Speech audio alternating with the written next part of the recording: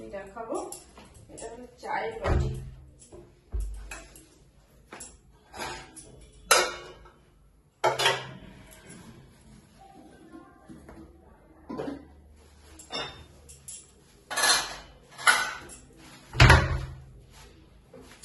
আমি বাগানে গেছিলাম, কুমড়োর ফুল ফুটেছে আর বক ফুল ফুটেছে, আজকে দিয়ে এলাম।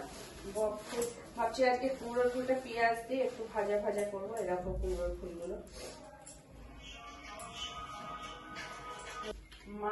মা ফোন করেছিল, এরকম বক ফুলগুলো নিয়ে এসেছি আর কুমড়োর ফুল। আর কালকে অনেকগুলো কুমড়োর ফুল এনেছি, সেই কুমড়োর ফুল দিয়ে পেঁয়াজ দিয়ে আজকে ভাজা করবো, কুচি কুচি করে ভাজা করবো। ওটা খুব ভালো লাগে খেতে।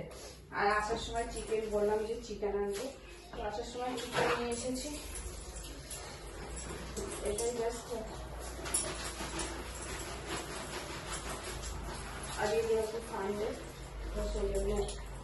আর আজকে আমি বাগানে হেঁটে হেঁটে গেছি, কেন বলতো? আজকে যেহেতু সানডে, আমার কাজের অতটা চাপ নেই, সেই জন্য আমি বাগানে আজকে গেলাম, হেঁটে হেঁটে গেলাম। আর হেঁটে হেঁটে বাগান থেকে একটু ফুল ফুল তুলে নিলাম, কাজ করে নিলাম, হয়ে গেল।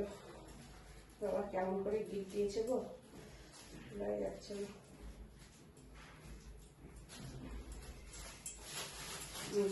চিকেন নিয়ে এলাম, চিকেন করবো। আর এই চিকেনটা প্রথমে ধোবো, ধুয়ে যে জলটা হবে সেটা আমি গাছের গোড়ায় দেবো। কেন বলো তো? গাছটা খুব সুন্দর হবে তাই জন্যে। তো চলো, আমি এইগুলো দেখানোর জন্য যে আর পুজোর ফুল তো এনেছি, সেটা তো দেখালাম।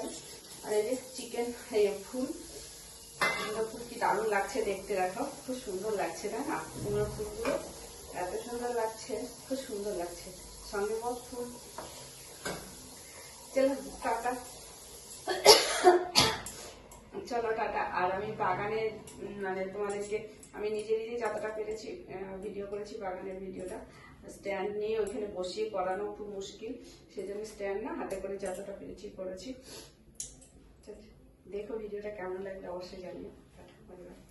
হ্যাঁ, ভাবতে পারো আমার বাগানটা এত নোংরা কেন, অপরিষ্কার কেন?